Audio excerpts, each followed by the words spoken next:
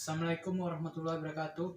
Saya Agus Kurniasa dari kelas SI5SP ingin menjelaskan materi pertama, pengantar arsitektur interface. Baiklah, saya akan menjelaskan tentang arsitektur interface.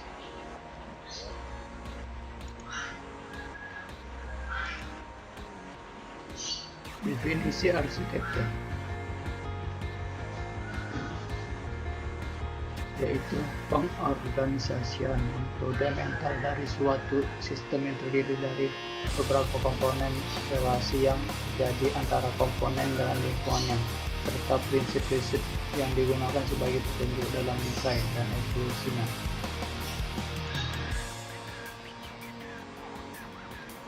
Perencanaan rupa cetak biru dari suatu struktur baik fisik maupun maya diwujudkan dalam bentuk model dan gambar dari bagian atau komponen ditinjau dari berbagai sudut pandang.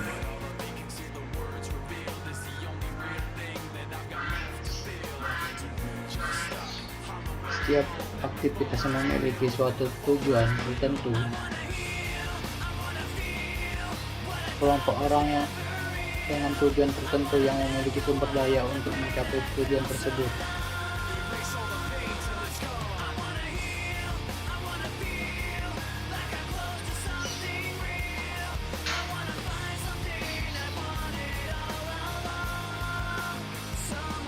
Kata interface tidak selalu berkonotasi terhadap perusahaan atau company yang berorientasi pada keuntungan atau profit saja. Enterprise bisa berupa organisasi non-profit, yaitu pemerintahan, institusi pendidikan. Interface bisa dalam berbagai ukuran, seperti kecil seperti kafe, toko, besar seperti perusahaan telekomunikasi. Definisi arsitektur interface berkisar tentang pemahaman elemen-elemen yang berbeda yang menyusun interface dan bagaimana hubungan dari elemen-elemen tersebut. Basis akses informasi strategis yang menentukan misi, informasi dan teknologi yang dibutuhkan untuk melaksanakan misi dan proses transisi untuk mengimplementasikan teknologi baru sebagai tanggapan terhadap perubahan kebutuhan misi.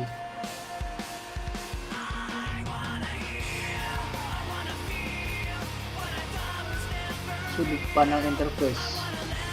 Keseluruhan organisasi sebagai sebuah sistem dan masing-masing departemen adalah subsistem.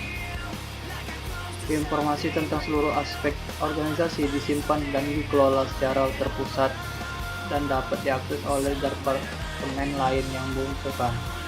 Transparansi informasi sehingga setiap departemen bisa mengetahui apa yang dikerjakan oleh departemen lain dan bagaimana mendukung pekerjaan tersebut sehingga tujuan organisasi secara keseluruhan dapat dicapai.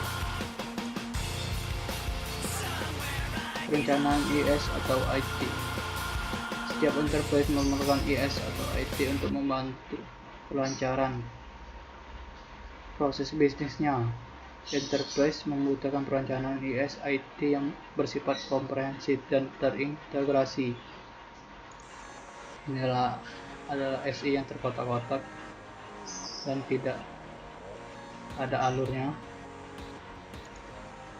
Ini adalah SI yang terintegrasi yang mempunyai alur dan jelas.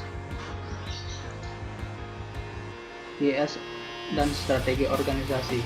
Peran IS yaitu pendukung tercapainya tujuan organisasi. Misi IS mengarahkan pembangunan dan implementasi arsitektur organisasi. Key goal indikator mengukur tingkat keberhasilan pencapaian tujuan pembangunan dan implementasi aplikasi. Critical success factor meningkatkan kemungkinan kesuksesan implementasi aplikasi SI. Key performance indicator mengukur tingkat pemenuhan CSF selama proses implementasi.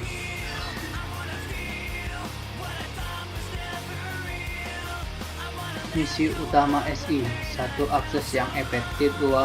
Adaptasi dengan perubahan kebutuhan bisnis, 3. Mudah dan efisien dalam pemeliharaan, 4. Mengolah data secara integrasi, konsistensi, dan sesuai, 5. Integrasi data dan aplikasi SI untuk seluruh unit organisasi, 6. Aspek biaya yang efektif, tambah nilai, dan return on investment yang jelas dan terukur. Setiap interface, baik profit non-profit, sangat membutuhkan penyusunan interface arsitektur atau AE berupa rencana induk sistem informasi. Dipergunakan sebagai contoh bagi organisasi yang bersangkutan dalam membangun sistem-sistem informasi secara terencana, terarah, efisien, dan terjadwal, mendukung strategi bisnis organisasi.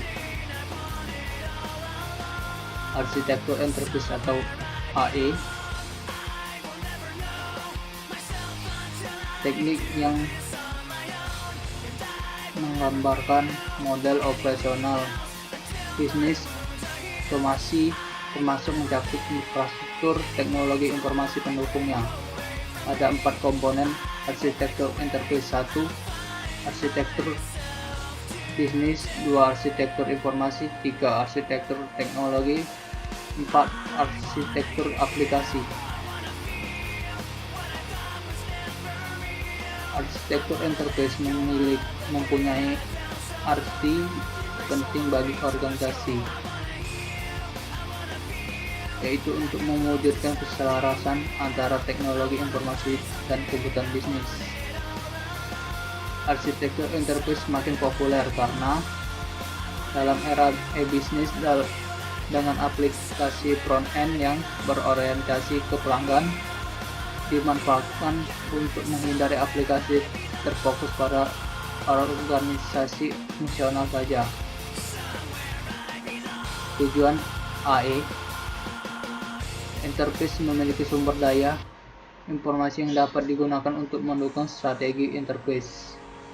Sasarannya dan tujuan interface harus diuraikan agar kebutuhan informasi dan komunikasi interface bisa digunakan untuk pembuatan rencana arsitektur enterprise.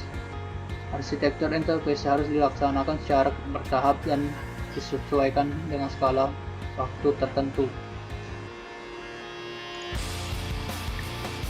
Mengapa perlu AE? Enterprise terdiri dari beberapa unit yang memerlukan SI.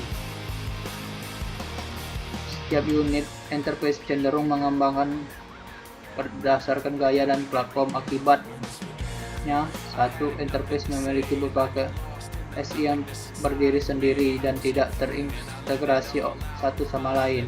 2. Manajer akan sulit untuk mendapatkan informasi interface yang dibutuhkan secara lengkap. Mengapa perlu AE? AE merupakan suatu proses bisnis sekaligus suatu produk. Menjamin bahwa sumber daya informasi yang dimiliki interface digunakan untuk mendukung strategi interface. Produk AE akan menjadi panduan bagi manajer dalam mendesain proses bisnis dan panduan bagi pengembang sistem dalam membuat aplikasi yang selaras dengan tujuan kebijakan bisnis. Rencana strategis informasi, identifikasi strategi pencapaian misi dan misi SI melalui pengolahan pengembang SI, metodologi perekayasaan informasi. 1. Setiap langkah merekayasa informasi dilihat dari 2 sisi, yaitu sisi data, 2. Sisi aktivitas. Metodologi AE, Enterprise Architecture Planning atau IE, pada prinsipnya menggunakan kerangka framework zaman dengan cara yang lebih praktis.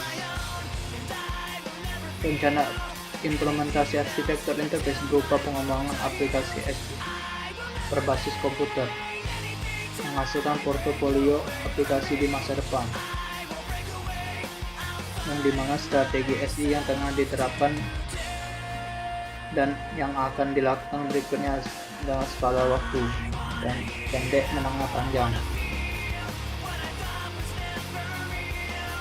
Hambatan pengembangan AI.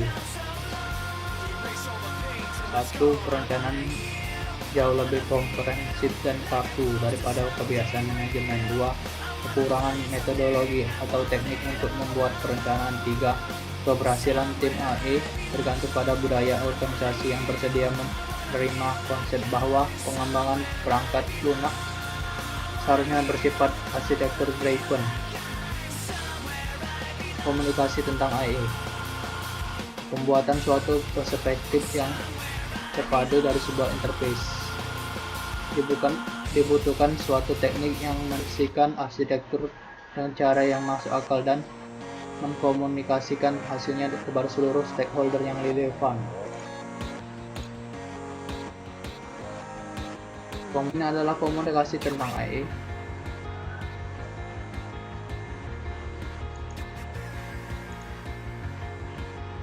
Karakteristik AI. 1. Mendukung interface dalam penyampaian informasi. 2. Memberikan pelayanan yang lebih efektif dan tepat waktu. 3. Mendukung peningkatan fungsi dan bisnis interface. 4. Menghasilkan jalur bimbingan investasi di masa depan. 5. Membantu menyelesaikan kesenjangan antar fungsi bisnis dan teknologi informasi dalam interface. Siklus hidup proses AI. 1. Penyusunan gagasan. 2. Desain. 3. Penggunaan. 4. Manajemen. Ini adalah siklus hidup dari proses AI.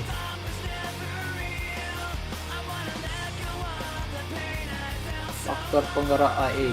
1. Penggerak internal, efeksi interface dan bukan spesifikasi detail dari sebuah komponen. 2. Penggerak eksternal, faktor di luar interface yang memaksa interface melalui praktik-praktik arsitektur interface. Ini adalah strategi alien model atau SRAM. Ini untuk bisnis, ini untuk TI. Internal dan eksternal. Unsur-unsur detail SAM. 1. Infrastruktur SI dan proses.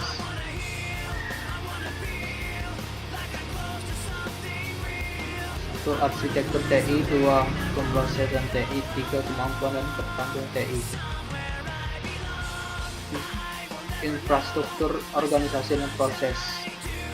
1. Infrastruktur administratif organisasi. 2. Pemrosesan organisasi. 3. Kemampuan organisasi.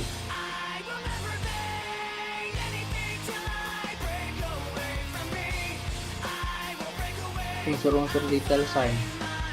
1. Strategi TI yang meliputi ruang lingkup TI, kompetisi sistemik, tata kelola TI. 2. Strategi bisnis meliputi ruang lingkup bisnis, kompetisi yang berbeda, tata kelola bisnis. Perancangan AI meliputi arsitektur bisnis,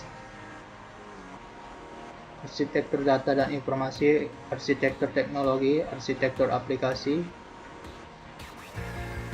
blueprint arsitektur atau master plan yang berisi rincian bisnis, informasi teknologi yang diperlukan interface pada saat ini dan masa depan.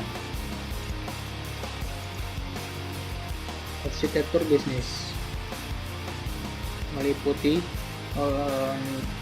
mendefinisikan proses bisnis, menyediakan pengetahuan tentang bisnis enterprise secara konsisten, komprehensif, dan lengkap, menyediakan dokumen tentang di mana posisi perusahaan berada saat ini dan di mana posisi perusahaan pada masa mendatang,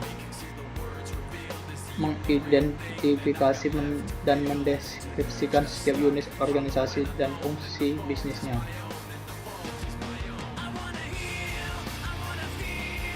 Arsitektur data atau informasi, mendefinisikan struktur informasi yang terpenting bagi organisasi dalam menjalankan proses bisnisnya, berupa entitas data dan hubungan antar entitas. Satu orang, tempat, konsep, benda, atau kejadian yang memiliki arti atau informasi dalam konteks bisnis. 2. Entitas terkait dengan penyimpanan data. 3. Memiliki atribut yang menjadi ciri khas entitas. 4. Memiliki relasi antar entitas. Ada 3 jenis informasi yang mendukung AE. 1. Statis. 2. Semi-statis. 3. Dinamis. Yang dimana statis informasinya yang berubah hanya pada saat diperlukan dalam kondisi bisnis. Semi-statis yaitu informasi yang berubah 1 atau 2 tahun atau saat terjadi perubahan besar dalam bisnis atau teknologi. Dinamis informasi yang sering diperbarui tiap 3-6 bulan. Arsitektur aplikasi mendefinisikan jenis-jenis aplikasi utama yang dibutuhkan untuk mengelola data dan informasi untuk mendukung fungsi bisnis enterprise. Bukan berupa rancangan aplikasi sistem atau hasil analisis kebutuhan sistem. Hanya definisi aplikasi yang dibutuhkan untuk mengelola data, menyediakan informasi bagi pengguna dalam melakukan bisnis. Arsitektur teknologi mendefinisikan platform teknologi agar aplikasi dapat mengelola data dan menyediakan informasi pendukung fungsi bisnis. Tidak perlu berupa perancangan detail jaringan dan software komputasi enterprise. Ini adalah enterprise IT framework-nya yang mencakup management challenge, business application, development process, foundation concept, informasi teknologis, dan information system.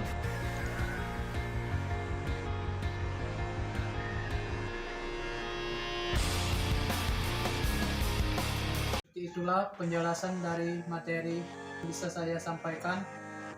Wassalamualaikum warahmatullahi wabarakatuh.